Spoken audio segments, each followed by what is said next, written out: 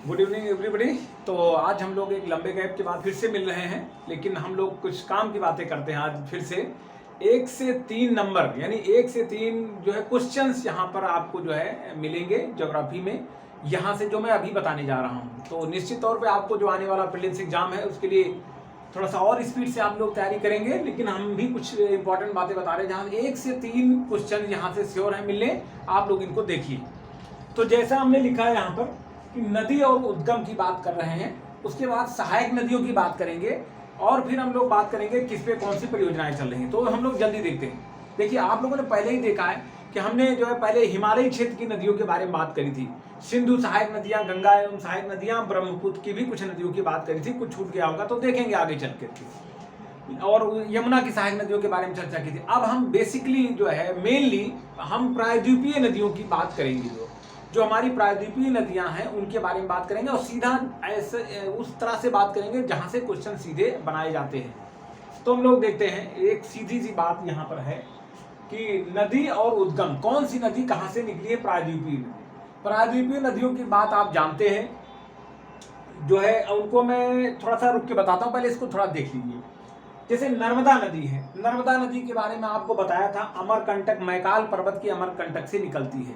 ठीक है, तो आपने सतपुड़ा रेंज देखा था। सतपुड़ा रेंज में आपने जो है देखा था 3 रेंज ऐसे करके बनाई थी हमने।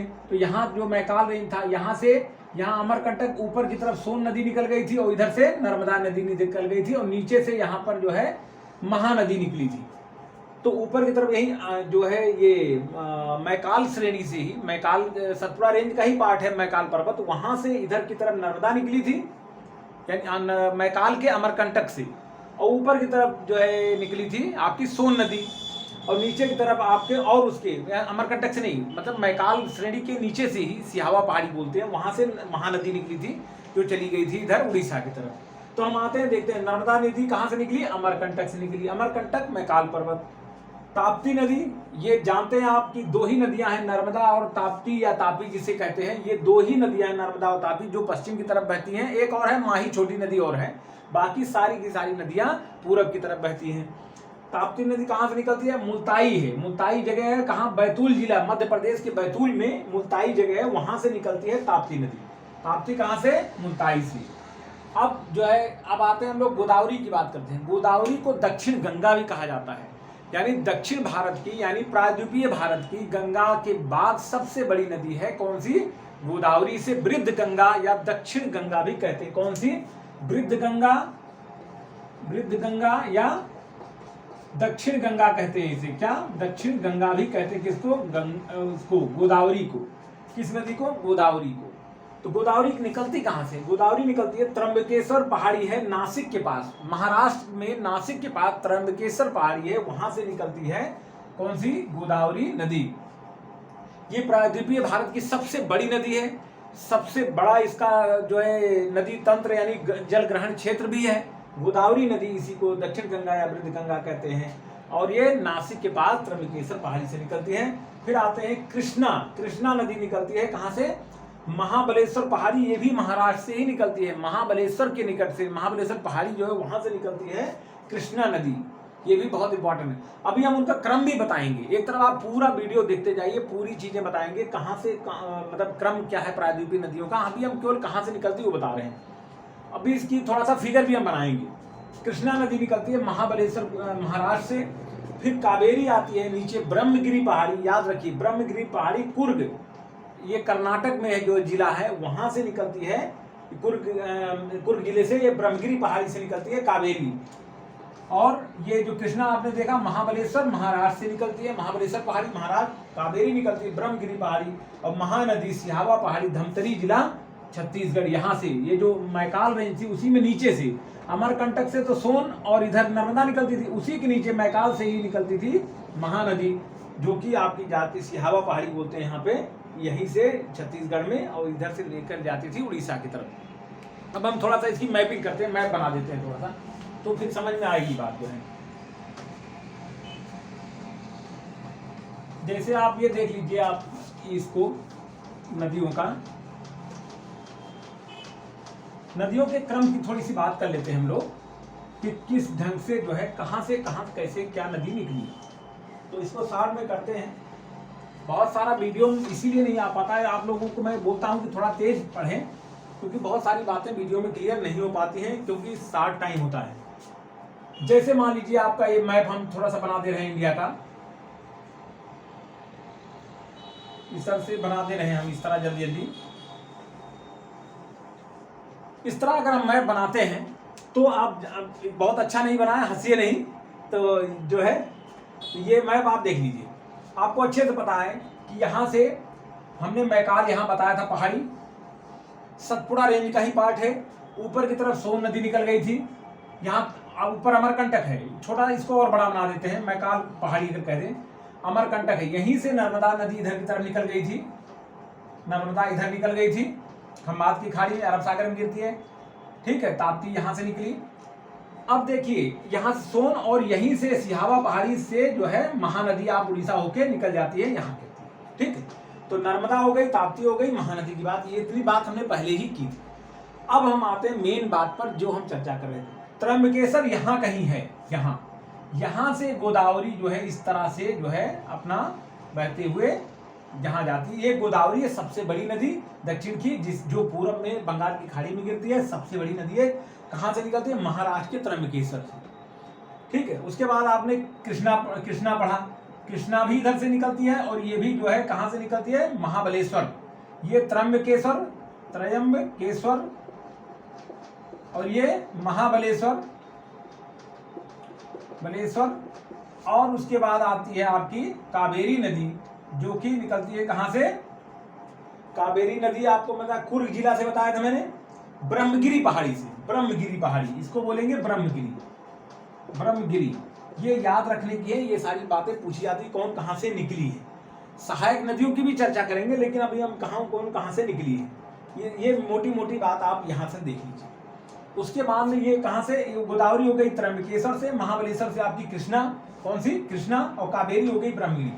ये आपकी गोदावरी हो गई, गोदावरी, ये कृष्णा, और ये आपकी हो गई कावेरी।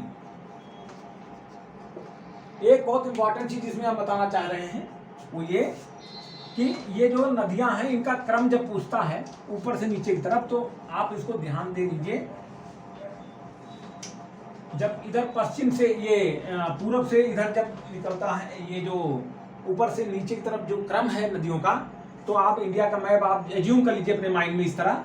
सबसे ऊपर आती है स्वर्ण रेखा, यहाँ आती है स्वर्ण रेखा, मान लो ये इंडिया का मैप इस तरह है, स्वर्ण रेखा आती है। उसके बाद आती है आपकी कौन सी?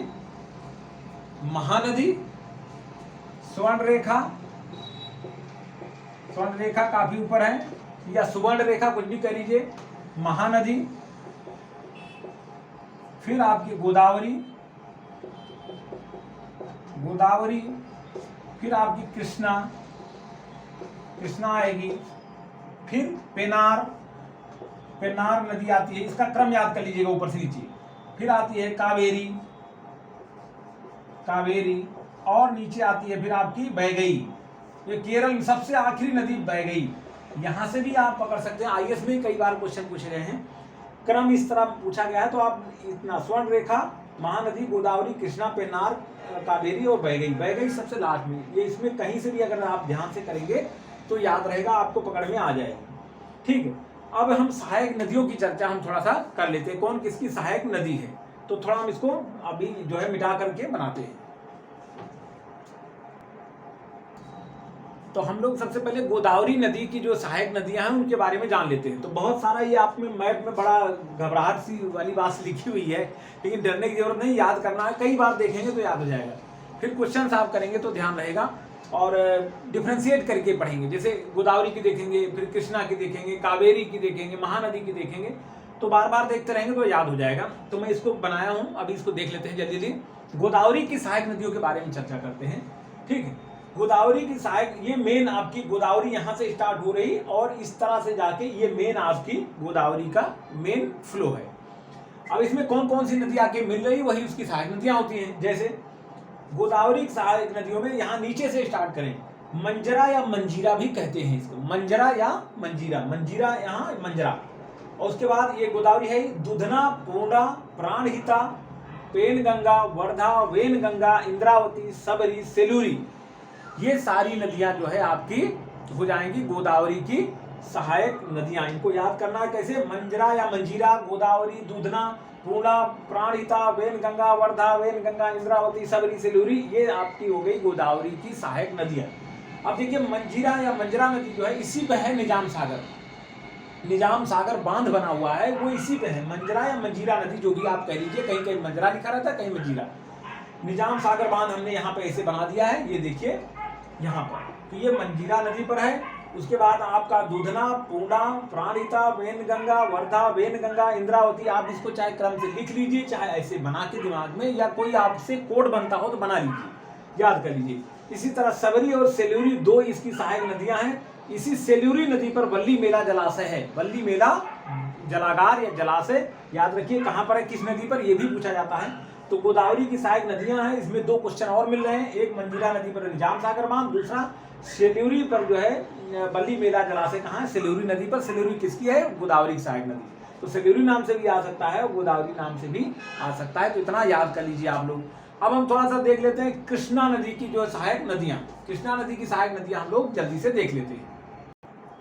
अब हम लोग जो है कृष्णा नदी की सहायक नदियों के बारे में देख लेते हैं। तो गोदावरी और कृष्णा यहाँ पर बहुत इंपॉर्टेंट है प्रायद्वीपीय नदियों में, तो इसको देख लेते हैं हम लोग जल्दी। देखिए हमने लिख रखा है यहाँ पर, देखिए एक पहले देख लीजिए बना रखा है यहाँ, इसको पहले देखते हैं। ये मुख्य धारा है, कृष्णा की मुख्य धारा, ये देखिए आपकी यहाँ से आ रही है, कहाँ से स्टार्ट हो रही है, ये कृष्णा की आपकी मुख्य धारा। इसकी दो सहायक नदियां सबसे इंपॉर्टेंट है, एक भीमा और नीचे है तुंगभद्रा, ये भद्रा लिखा है ना, भीमा और तुंगभद्रा, ये दो नदियां जो है मिलकर के आगे जाकर के वही मेन नदियां हैं जो कृष्णा बनाती है, भीमा और तुंगभद्रा। अब उसी में कई और निकली हुई हैं, जैसे यहाँ पर हमने लिखा है भद्रा या तुंगभद्रा, ढंगा, वर्णा, कोयना, कृष्णा, भीमा, ये आपकी जो है जो इसकी सहायक नदियां हैं। अब भद्रा जलागार इसी भद्रा नदी पर है, भद्रा जलागार कहाँ है, इसी भद्रा नदी पर, यही और ढंगा, वर्णा, ये सब मिल के आके यहाँ तुंगभद्रा यहाँ पर ये बनती है, मेन नदी ये तुंगभद्रा बनती है।